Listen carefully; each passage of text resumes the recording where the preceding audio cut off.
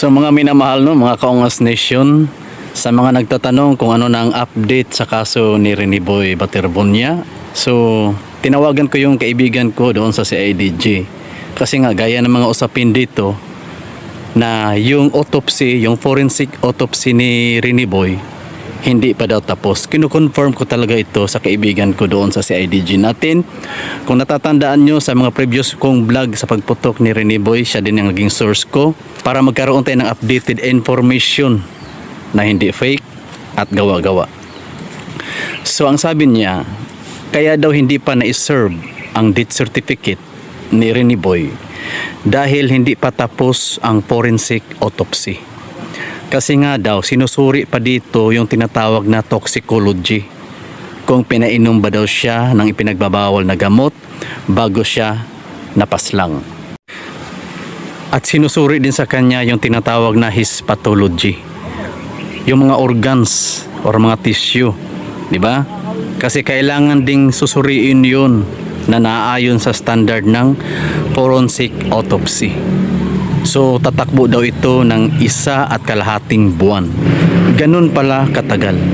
At yung pagsusuri ng toxicology ni Rene Boy is aabot ng 4 hanggang 8 linggo.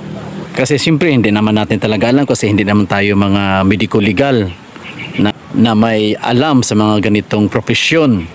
Sana nasagot ko yung mga katanungan nyo.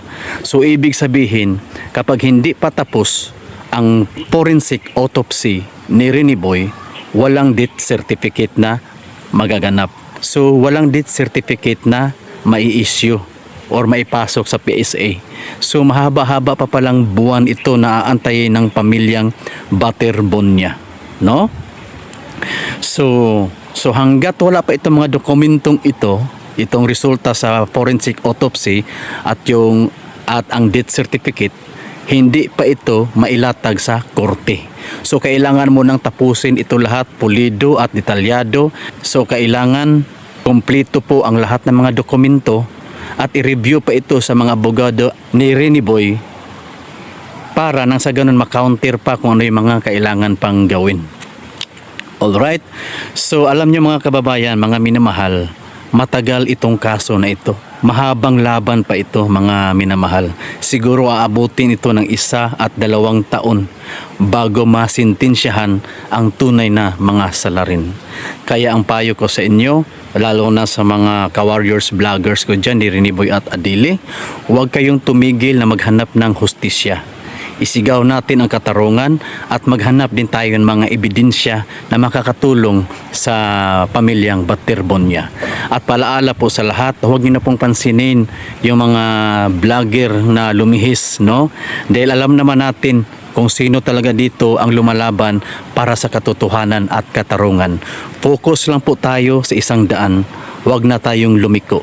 So yun lang po ang palaala ko sa inyo mga minamahal, na sana huwag kayong magsawang magsuporta sa mga kapwa ko vloggers. I-follow nyo po si Joy Gonzales na matapang na lumalaban para makuha ang hustisya ni Rene Boy at Adili. Pinapalo ko na to. So sana i-follow nyo siya dahil dito iisa lang ang sinisigaw natin, hustisya at katarungan para ni Rene Boy at Adili. So nandito pala ako sa kagubatan, joke. Dito ako sa garden. So yun lamang po ang update for today at sana mag-iingat kayong lahat dyan. God bless us all.